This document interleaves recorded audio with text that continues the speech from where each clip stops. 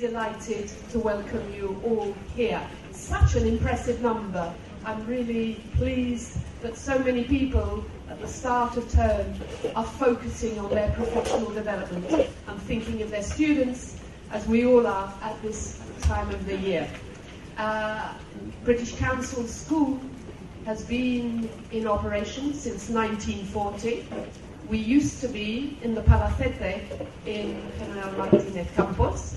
We've been here since 1990, and we have almost 2,000 students, pupils aged from 3 to 18 who study here, right up to the bachillerato bilingue, the bilingual bachillerato, when they then go on to university, either here in Spain or in the UK or the States. So you're just going to see our secondary building today. Across the bridge is our primary and early years, and if you'd like to join us and visit anytime, you'd be very welcome. I'm an English language teacher myself by training, so I understand the issues that you're going to be looking at today. And I'm going to welcome Rod Pride now to, as Director of the British Council in Spain, to formally open the conference today. Have a great time. Look forward to meeting you somewhere else later on. Bye-bye. Thanks very much, Julian. I think it's time to respond with a microphone like this. I have the very easy task of just saying a very warm welcome to everybody to the British Council School and to another edition of the Teachers' Conference. Thank you very, very much for making the time to come. We've even brought you some special British weather. And I would like to say big thanks to Gillian and her team at the school, and a big thanks to all the British Council team who've been working hard to get us to this point. So thank you all very much. I should say that apart from those who are in this room, you'll see from the cameras that we're live streaming, as we've done in previous years, to various parts of the globe. So if I'm going to misbehave, I'm going to make sure I do it off camera. I'd just like now to say, I don't want to do too much of an introduction because Mark Levy is going to do that, but just a few personal words about Graham Stanley, without wanting to embarrass you, who's going to do our plenary in a minute.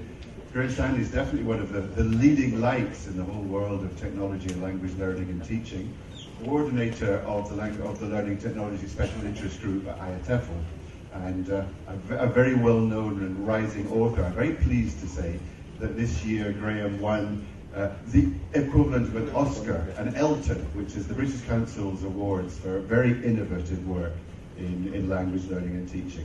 It's a real pleasure to have Graham here with us today, and I hope he doesn't mind if I say that lots of great things about Graham, but one of the things that you say yourself is that you've been in the British Council for 13 years, you've been playing with computer games since the age of 13, and he's in that wonderful space where work and play kind of intersect. Is that fair? I hope so. Anyway, thank you all very much indeed for coming. Have a fantastic day, and I hope you find it fun and rewarding. Thank you very much, and now I hand over to Mark Levy.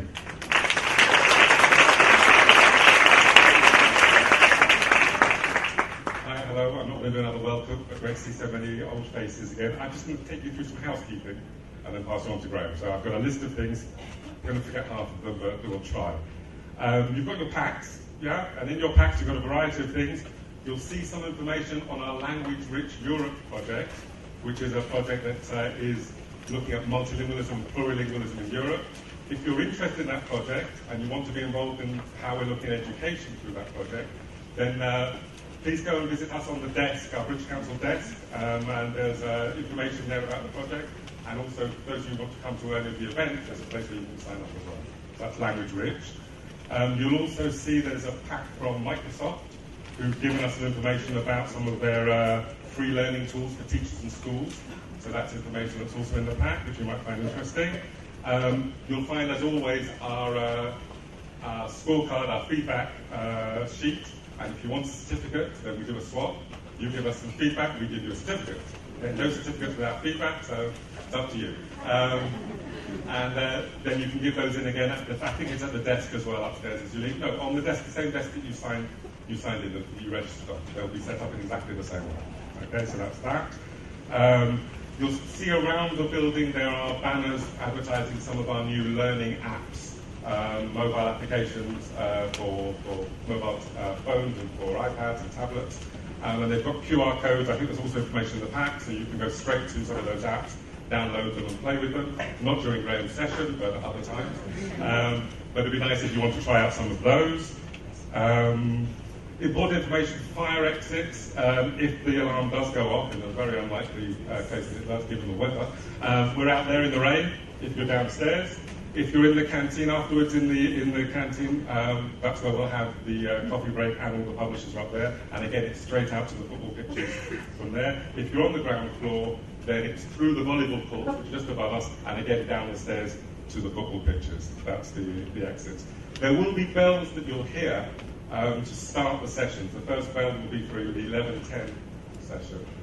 So that's not a fire alarm. Okay? That's a bell. But if it goes on for a lot longer, then it's a fire alarm. But the bells will start and finish of every session, okay, to give you some idea of the timing. And the toilets, again, are outside the door here, and on the corridors at the beginning of both of the corridors. What else? I think I've got other things down here to say. Can I have a second bite? Okay. He's the boss. Forgive me, a bit sleepy this morning. Two very important things that I forgot to say. One is, Pilar Medrano, big thanks for joining us in the round table. It's very kind of you. And without you, without British Council people, we wouldn't have a conference, but we certainly wouldn't have one without the support of the publishers and exam bodies. So a big thanks to you. Thank you. And a couple other things. Those of you who are tweeting, the hashtag for the conference is hashtag ESBCConf. Okay, so if any of you are tweeting and you want to tweet about the conference and sessions, that's the hashtag. If you want to access the Wi-Fi, the code for the Wi-Fi is capital B, small r, 1, small t, capital L, 0, small g, 0, 8. I think we'll have to put that up somewhere on our stand, but that's what I've been asked to say. And I think that's probably enough. I probably missed something out. I'm sorry for anybody who told me to say something else that I've forgotten. So just to pass you on to Graham, who, as Rod has said, is one of our most international of trainers. In the last year, Graham has given plenaries in Hungary, Poland, Latvia, Argentina, Brazil, and I think Japan was recently as well. So there's plenty of places where people are desperate to come and see him, and we're very lucky to have him here with us in Madrid. So I'm going to pass it on to Graham. Thanks very much. Thank you very much, Mark, and thank you, Rod, for that great introduction. And thank you to all of you for coming today on this wet autumn day, I suppose. Hello to everyone on the stream. Thank you for joining us as well. I'm hoping that very shortly my slides will appear behind me. But in the meantime, can you put your hand up, please, if any of you play computer games? So I think we've got less than about a third of the people in the audience play computer games. Okay. Could you put your hand up now if you have students who play computer games? Okay. Just about all of you, I think, have put your hand up. And that's one of the reasons why I think what I'm talking about today is worth hearing. I hope you agree. And I hope by the end of what I have to say, you go away and try out some of these ideas, or at least think about it, or talk to your students about computer games. Okay. So, the first thing I'm going to talk about is gamification. Can you put your hand up now if any of you in the audience have heard this word before, gamification? Okay, a few of you. Gamification is basically about using the ideas behind games in non-game situations. Still no slides. I'll just come to them. And it's become a particular buzzword at the moment. Now, apart from education, a lot of people are looking at gamification as a way of inspiring people to do things which perhaps are not much fun. And this is what this is all about, gamification, and the idea of using computer games in the classroom. I think the idea is to put a lot of fun into the class. Now, Nicole Lazaro, I think is her name, came up with this idea of there are four types of fun. One type of fun is, she called it easy fun, which is the kind of fun that you have when you're relaxing, with friends or on your own, kicking back, just sort of relaxing, having fun, maybe watching TV, etc. Then there's another kind of fun which is hard fun. Now, hard fun is the kind of fun that comes from doing something which is mentally taxing. Okay? So I don't know if any of you play Sudokus, do crosswords, that kind of thing. That's hard fun. It's definitely fun. You enjoy it. You do it because you enjoy it. But it's something that actually requires the brain as well. Yeah? That's hard fun. Then there's people fun, which is the fun that you have with other people, obviously, so in social situations. And the final one is serious fun. And that's fun that comes out of work in general. Okay? And I think when we talk about fun in the classroom, then I think what we're looking at here is hard fun and serious fun. That's the kind of fun that we want our learners to enjoy when they're studying a language. Okay? We want them to use their brains. We want them to do something serious as well as having fun. It's not just about, and as a young learner teacher I know that, just making sure that the students are enjoying themselves. They've got to be learning as well. So it's with that proviso that all of the things I talked today about using computer games or game design techniques in your classroom, it's all about doing it with the idea of only doing it if the students are learning. Okay? Because I think it's quite easy just to put a computer game on and ask the students to play it, but this is the point. The whole point is you should only ever do that if it's advancing their language learning. If it's doing something that will help the students progress. Okay, so that's what gamification is. Okay, using game thinking, game design techniques to enhance non-game context. Okay, I'm going to start with a bit of hard fun, I think you could call this. This is something you can use in your classroom. It's a kind of logic puzzle. I'll read this out as well for the benefit of anyone who may not be able to see that on the screen. What I'd like you to do is work out this puzzle. So you've got two people. You've got Tal's men, who always tell the truth, and Tal's females, who always lie.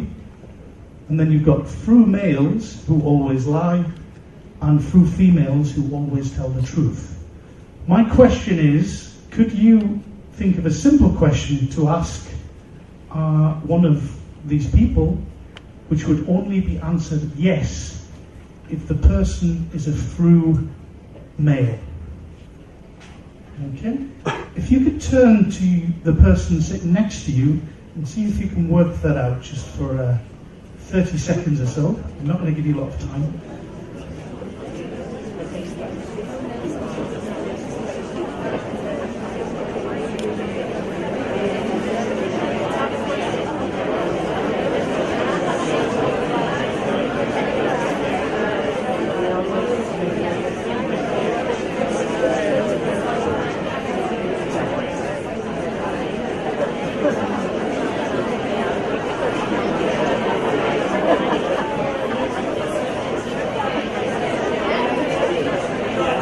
Okay, I'm going to stop you now. That should be enough time, yeah? Got the answer now. Obviously with students you probably give them a lot more time to get this, to work this out. There are it's not an easy question to answer, or do you think it is? Yeah? I'm sure a couple of you have got the answer, yeah? Well, the answer is, really, it depends on whether you can determine the sex of the Tals and Frus. If you can determine the sex, then it becomes more easy. becomes easier. Okay, you can answer one of these 4 questions. Are you female? Are you male? Are you from the Fru family? Are you from the Tals family? But if you can't determine the sex of the Fru or the Tals, then you can only ask one question that will give you the right answer. Does anyone know that? Okay, I'll give you the answer. You have to ask, are you a Tals female? Okay? And the Fru male would say yes. Okay. That's an example of hard fun. Okay? And it's the kind of thing that involves language as well. So it's a great thing to do in the classroom. Okay? And it's a kind of game to play. It's not really gamification though. So I'm going to look now at gamification, then I'll return to computer games in particular. The point I wanted to make is that gamification is not just about computer games, it's about games in general.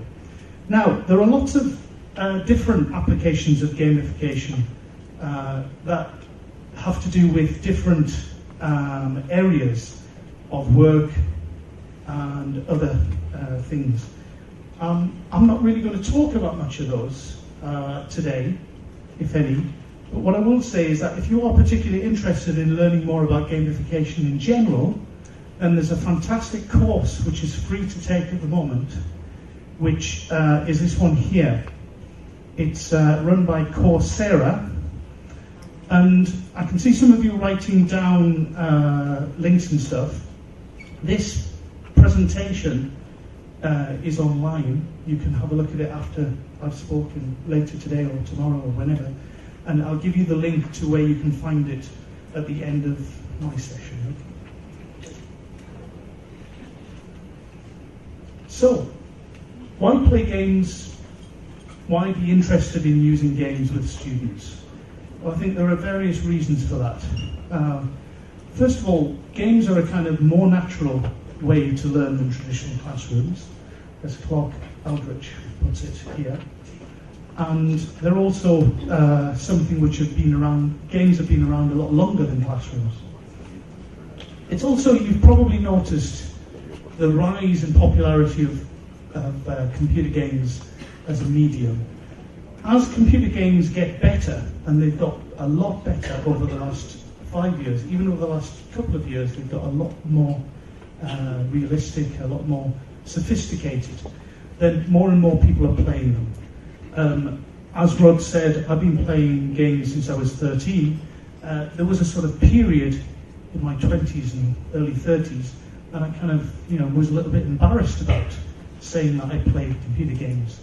I think it's interesting to see that the stigma is now sort of disappearing when it comes to computer games. More and more people are playing as adults. The average gamer is around 30 years old, I think, now, and it kind of rises every year. Okay, games are fun, of course, and we talked a little bit about 4 types of fun before, and they capture learners' attention. You can also use them for language production, and even if you don't have a computer in the classroom, or if you don't have access to computers that you can take your students to, you can get a lot of language out of using games as a subject with your learners.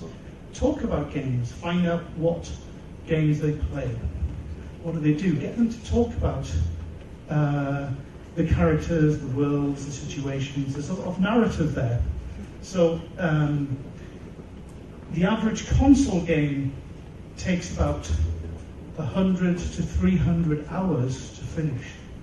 And 90% of console games people don't finish.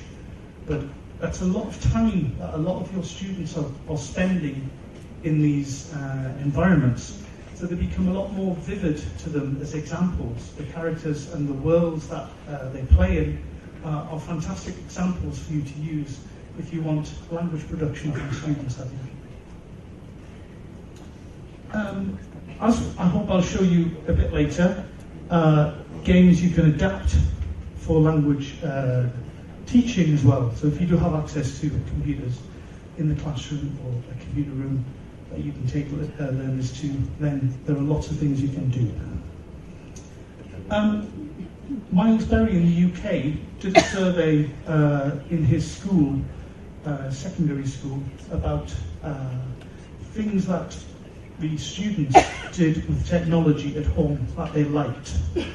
And he put it into a little tool called Wordle, a word cloud generator, that the biggest response gets the largest font size. Yeah, I'm sure a lot of you have seen this before.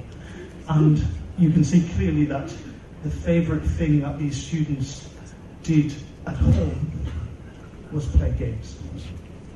Another one of the questions he asked was about what the students preferred to do at school. And you can see games came up as a very important thing there as well.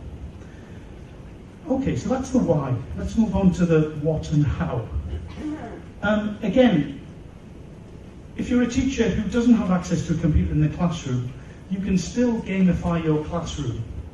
And again, I invite you to come and afterwards have a look at these two ideas of how, well, it's documented, the blogs basically where two teachers, James York and Daniel Brown, two teachers of English, have documented what they've done in their classrooms to turn them into role-playing games.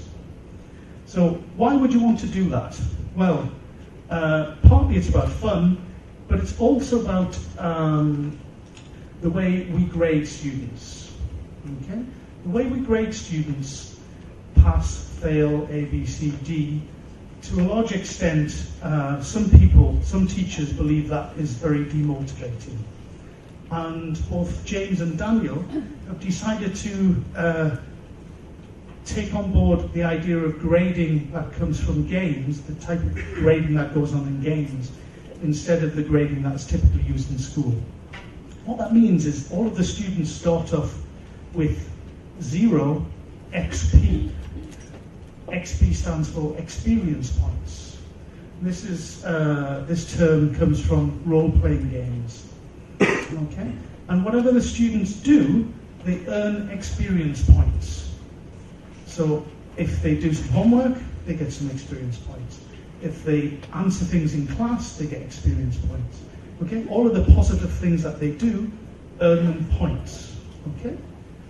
And those points are given to the students, and at a certain number of points, they reach a level. Okay? This is how a lot of computer games work, a lot of role-playing games work. The idea is that you level up, is the term. So you get so many experience points, you go to the next level, the next level.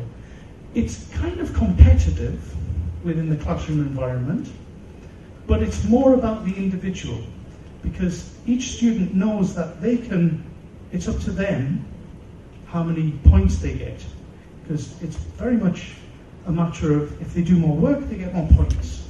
So although they're competing with the other students, they're not competing with the other students to see who wins and who doesn't win, because everybody wins in this system. Okay? And if they have fewer experience points than their classmates, they know what they have to do to get more. And as students reach levels, the first one to reach a level, then everybody wants to reach that level as well. And it becomes a very motivating thing to do. Again, I don't have a lot of time to talk about the details here, but I do recommend that you have a look and see these two variations of how to do that. Something that's become a lot of people become very interested in. There's a whole book about it. Okay, turning your classroom into a multiplayer classroom, which was developed by a game designer called Lee Sheldon. Lee Sheldon talks about and he documents his attempts of turning his classroom into this role-playing game situation using levels and points, experience points, and what worked and what didn't work and why it didn't work. So if you're particularly interested in this is a book I recommend. In ELT, my co-author Kyle Moore and myself have written a little bit about gamification in language teaching in our book Digital Play. I've got some more stuff coming out next year related to it. One of the things that I've done, again, you won't be able to see this very easy, but the idea of having levels associate with different experience points and grades. Yeah, so for teachers who want particular grades, they exist as well. You have to be careful, of course, that they are realistic. What I was quite interested in is yesterday I found out that I wrote a blog post about this, the idea of using levels with students. And that blog post was taken by a teacher in Turkey, Dave Dodgson, and he's tried it out this year and has started adapting some of the ideas. If I'd had time, I would have actually put that in here to show you what he's been doing. It's quite exciting that somebody takes something and then puts it into practice and then develops it and takes it further. So I'm quite interested in knowing how well that works out, but so far it's going really well. Okay, I'm going to turn now to what you can do if you do have a computer in the classroom, either with a projector or an interactive whiteboard. And one of the exciting things I found out this week, it's not ready yet, but it will be very shortly, is that the British Council's website, Teaching English, is about to launch a kind of virtual star chart, if you like, that will, it's tentatively called the Progress Generator, that will allow teachers to keep a sort of virtual record of their students and the points that they earn. So it's a bit of gamification that the Teaching English website is going to be putting into practice. That's very much directed towards, as you can probably tell, young learners and English language teaching specifically. There are other sort of virtual star charts available. This is one of them that I particularly like, that you can adapt to the language classroom. It's called Class Dojo. And what it does is that you put a list of your students into the program and it assigns a monster avatar to each of them randomly. Okay. Again, it's probably very good for primary students. I'm not sure if adults would like it, probably not. Although I did present this at a conference once, and a teacher who taught in the military academy was very excited because she thought her soldiers would really like this. She didn't quite understand, but she thought, yes, no, anything that is a bit of fun, even if it's sort of this type of fun, would actually be well thought of. Okay, so you assign you put your class list in, it assigns and generates an avatar, a monster avatar. And then during the class, at various stages, you can reward students in the same way that you would reward students by ticks or stars on the wall of the classroom. Yeah? So it's very similar to that situation. Really. In that sense, it's not really anything different to what primary school teachers have been doing for a long time. Now, you can decide, these are some examples that come with the program, you decide what the students get points for, you can adapt those, you can change them. It's flexible enough for you to put your own in. You can also give negative points, and there are sounds that appear when these points are given. And again, you can decide which ones, no homework, late, disruption, etc., that you give the students. Where it becomes quite interesting is the way that it collects this feedback. So here's an example of where all of the students, you can give the award to all students or to individuals, and what their points are reflected on the board here. If they get any negative points, you can see it comes up like that. But where it becomes particularly interesting is at the end of the class. At the end of the class, it gives you a breakdown of how the class has done. Okay? So how many students were late, how many students didn't do their homework, their participation, etc., etc. You can look at these figures per student as well. So you can look at individual performance and you can also look at it in a week, a month, a term, or over the year. Okay? So it gives you as a teacher, rather than having to rely on your memory or having to make sort of detailed records, quite interesting statistics to help you when you're talking about particular students. Either to the students, you can sort of talk about their behaviour over time, to parents, to other teachers, etc. Yeah, it gives you quite a lot of interesting information. That's quite easy to record. Yeah, it doesn't really take you much effort to do it.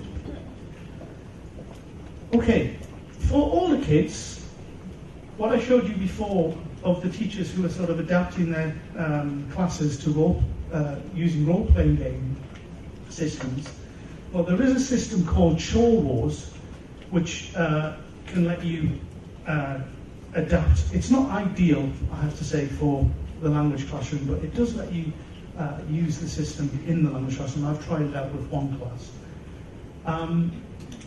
Chore Wars exists as a website that was developed for, as the name implies, for any chores that people do that you don't particularly like doing. For example, who here in the room likes ironing? Oh, somebody put their hand up. You can come to Barcelona and iron my shirt. Yeah, this is great. I'll give you my address later. What about washing up? Oh, great, you can come and do my washing up. This is great. It's fantastic. But most people don't. Yeah? Now, the idea is to motivate people to do this, especially if you have kids in the house, or if you live in a student house, you can use this website if you have people who like playing games.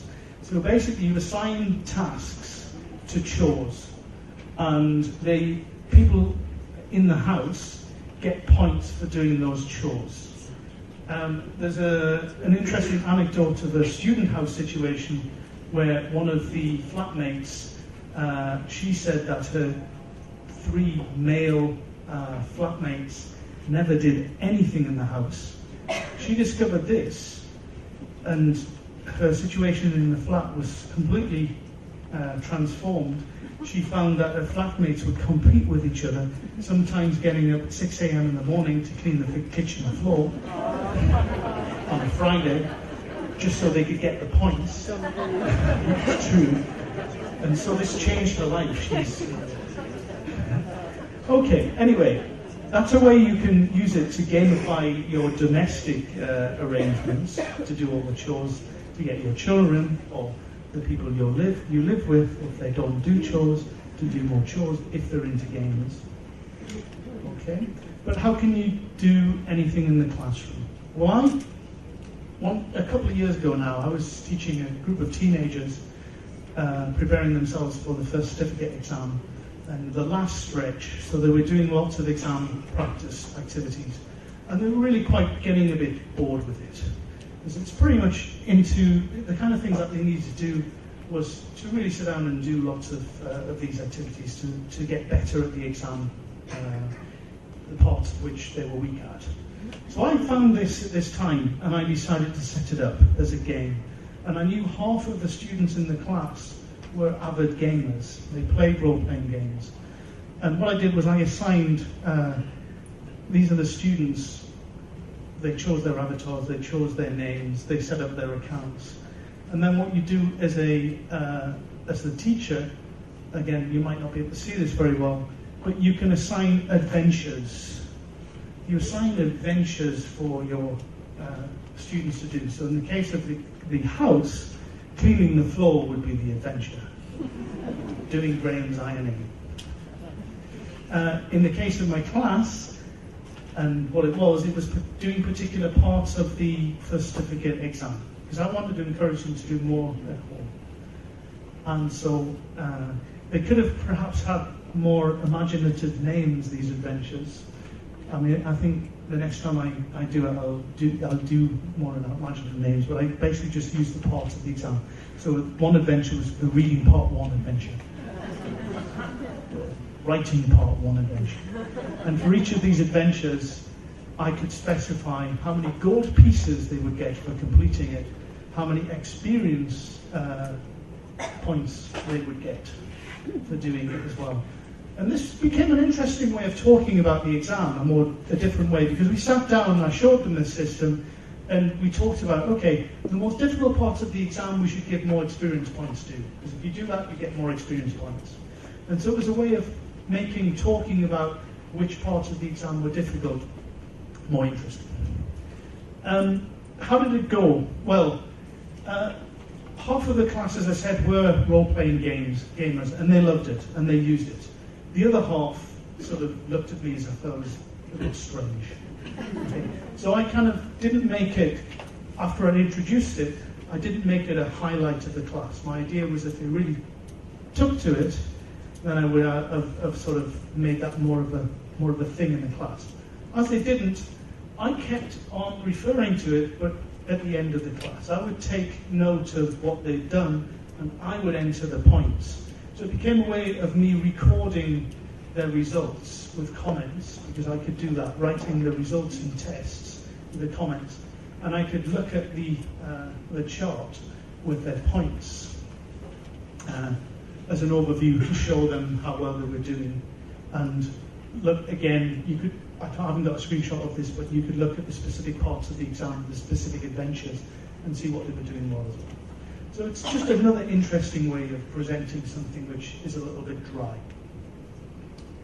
There's a mobile version as well of this kind of game system.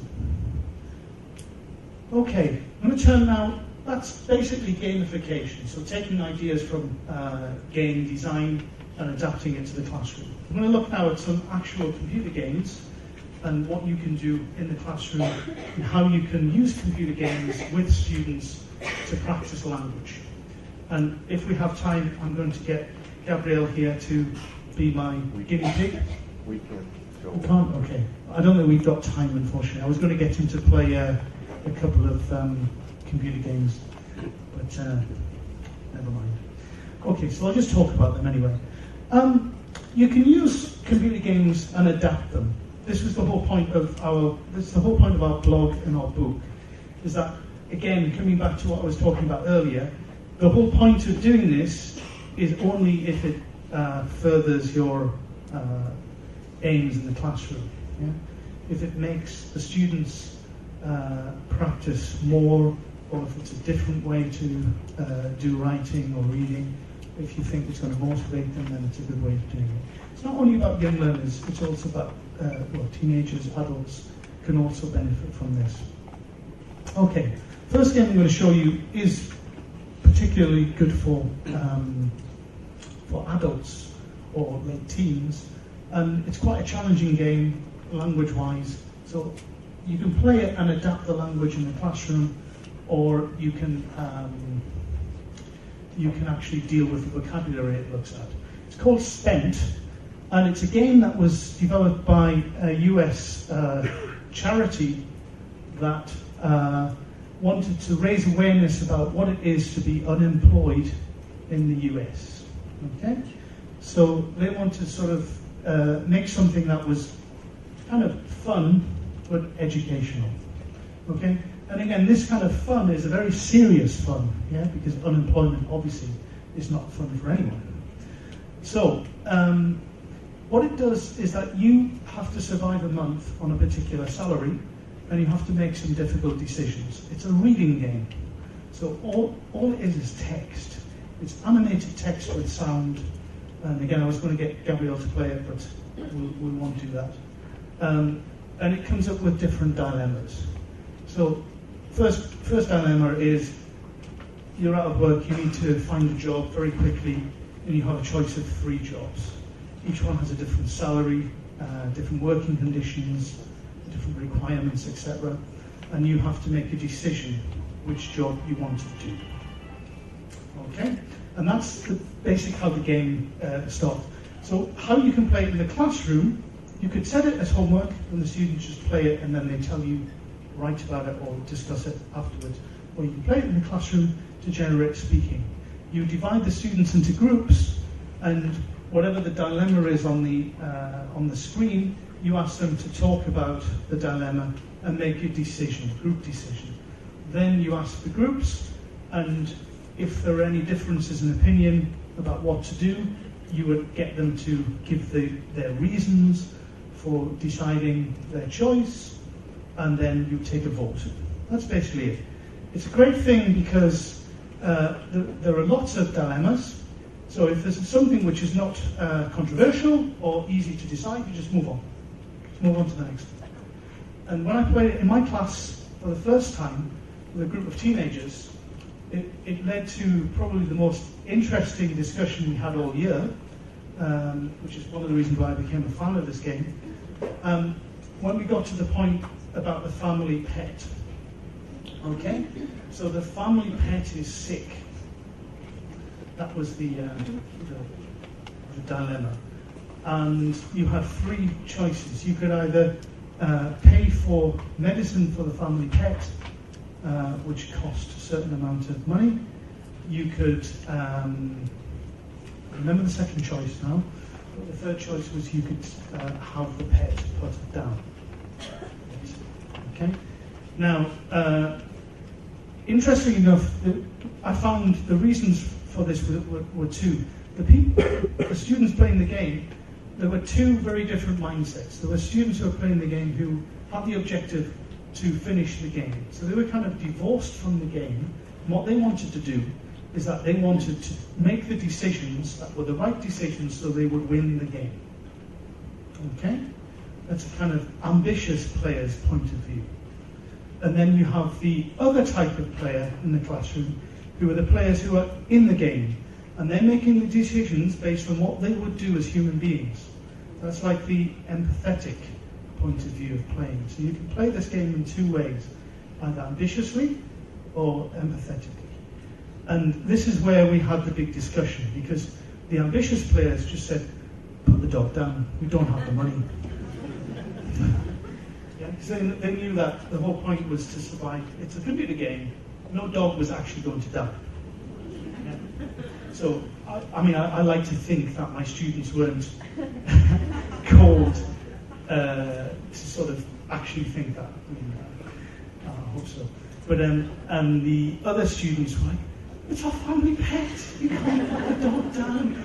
We've had the dog since we grew up. And they were playing it from the... And so this developed into a very interesting argument, with the ambitious players actually arguing the point of view from the game point of view, which is where the mismatch in sort of ideas came from. And that was it. That was the rest of the class. Lost. Not really lost. It generated an incredible amount of language, a very heated discussion. And the students went away and finished the game themselves. And then they wrote about their point of view afterwards. So it was a very useful thing to do. It's a game that has lots of different levels. You can be very flexible with it in the classroom. You can play it and see what happens. And as a teacher, this is where you have to use your skill and guidance as a teacher. You decide what to focus on, whether it's particular language of the game or whether you just want to sort of get fluency out of it. On our blog, you can find lots of some lesson plan ideas for how to exploit this game for language as well. Yeah? Using it's a particularly good game with American vocabulary.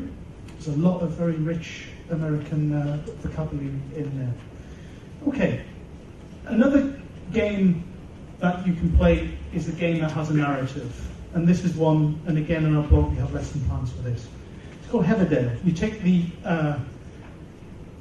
the role of an explorer in an African country looking for a hidden tomb. And because it has this narrative to it, this is probably a game you get the students, you do the pre-game in class, you do the post-game in class, and the students play the game at home. You don't want the students to waste their time playing this game in class time. You get them to do that all at home. But what you do in the pre-game, and again, you'll see the links for these. I know some of you are trying to see what the link is. On the at the end, I'll give you a link to the wiki with all of these links and other things. How I presented this with one class was, because it's a game which requires you finding objects and then actually using these objects in combination. So you find few objects, and use one object with one or other objects to do something. So I put the objects together, and I asked the students to sort of use dictionaries to find out what some of these words were, because obviously some of these words are quite challenging. Okay, claw hammer, canopy, wheel chock. Yeah, they're probably not the kinds of words that the students would come across on a day-to-day basis, but students who do play games will come across this kind of vocabulary, so it has value in that sense. Again, vocabulary might be one of the reasons why you choose or don't choose a particular game. With this class, it worked very well. And then I wanted them to sort of come up with ideas of how they would combine these things. So, for example, what do you think you would do with a hairpin and a shed? Any ideas? Yeah, you take the hairpin and you use it to open the lock of the shed. So this is the kind of language that the students have to produce. You use it to, it's used for, you can use the hairpin for, So it's an example of a structure that you want the students to be able to use. What is it? It's a kind of thing that, So once they have their ideas of what to do, they then have part of the solution of the game. So they then could go away and play the game because they knew what to do with the objects that they'd found. Okay? And then they'd come back to class and I'd ask them what happened. I'd get them to write the narrative from the point of view of the explorer of what happened to them. And there were differences because different students did things in different times. So that's one way you can use games to generate all sorts of language, speaking, reading, listening. This is another one. I'm running out of time, so I'm going to sort of run through these a bit quickly. This is a great game to play with very low-level students. It's basically, there are hundreds of these. This is one of the best ones. Sort of character generators. There are hundreds and hundreds of them. Some of them based on popular cartoons. So if there's a particular cartoon that your students are interested in, you could use that. This is a superheroes one, and you can choose a kind of basic body, put different hairstyles on, costumes, and all sorts of things, different colours. Okay. So how would you deal with this? Well, what you do as a teacher is that you make a superhero, and then it becomes a dictation. So the students then, you take your character and you say, okay, my superhero is very tall. So they have to then find the body which is very tall. She is wearing a green, and again, you have to choose what you choose to put on your superhero depending on the vocabulary you want to teach. She's wearing a green skirt, a yellow top, she has long brown hair, etc. And the students have to find these, understand these, so to listening, recognise that they're all labelled as well, and recreate it. Then, if it goes successfully, they can create their own superhero as well and dictate it to a partner. Again, you could get them to create it at home to save time. That's an example of one of the more challenging superheroes. Okay, the third, I hope to show you that there are all sorts of different ways you can use games and adapt tasks to suit. A great one is as a live listening. With a live listening, you have the answers, and I'll show you how to get answers in a minute, to a solution for a computer game. A lot of computer games are based on solving puzzles. Okay, it's this hard, fun idea again. And you use the solutions and you tell the students what to do. And while they're at the computers, they see, so you see by what they do, whether they've understood you. Okay, so it's like a comprehension that you get a visual check if a student has understood you. Okay, and this is one I was going to show. We don't have time, so I'm going to move on. Okay, finding the solution, you need to know this word, walk through. games that are very difficult have developed a whole sort of subculture of gamers who complete games and they write the instructions of those games, and generally they're in English. Okay? They write the instructions of the games for other people to be able to follow. Because if you get stuck on a game, it becomes really frustrating. You want to find the solution. And rather than spend hours trying to do something, you go to the web, you go to Google, you look for the walkthrough. And that will tell you how to solve the game. As a teacher, if you find a game you think you could use that is interesting, you put the name of the game in, put walkthrough, you'll find the solution, you print it out, or you have it so you can use as your script when you're telling the students what to do. So you don't have to play the game or work out and write the solution. You take the solution that's already there. If you don't find the solution, then it's probably not a good game. Find another game. Okay? So it's a good test to see whether something's actually a good game if it's a walkthrough. What you might have to do, and this is why it becomes a live listening, is that on the walkthrough it might say click here, click there, click on this, click that. What you would do as a teacher, because you're not interested in teaching that verb, or that your students hear click all the time. Again, it's this two-point of view thing, yeah? You can either, when you're playing a computer game, you can either be the person at the computer clicking, or you can be the person in the game doing things. What you want to do when you're using the game with a class is imagine that you're the person inside the game. They're inside the game. So instead of clicking on the bed, or clicking on the pillow, you pick up the pillow and look underneath. Yeah? So it becomes different. Click on the pillow, or pick up the pillow and look underneath the pillow to find whatever it is you need to find. So you might have to do some sort of changing of that. Again, I'm running out of time, so I'm going to wrap up. There's a lot of things to help you as teachers support. A lot of material now, all sorts of websites. Most games have, a lot of popular games have Wikipedia pages, which are good to look at. There are reviews. Again, if you don't have computers in the classroom, you could always use reviews of games that your students like in the class. You can get images from Google and other places. Even in the newspapers now, you get reviews of games. I've got some procedures and practicalities of what you can do when you're setting up and playing these games. You can have a look at that later if you want.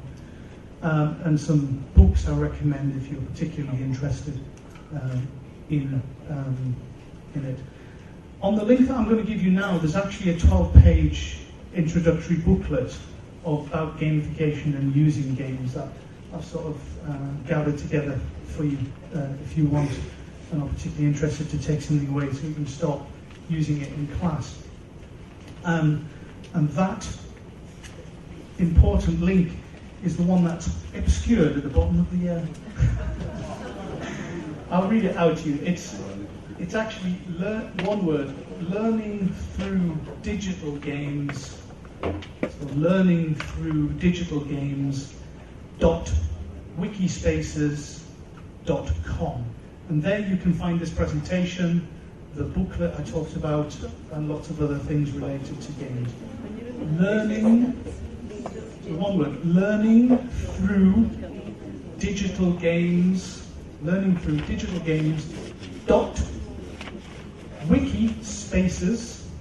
wikispaces, one word, .com. And that brings me to the end. Thank you very much for listening.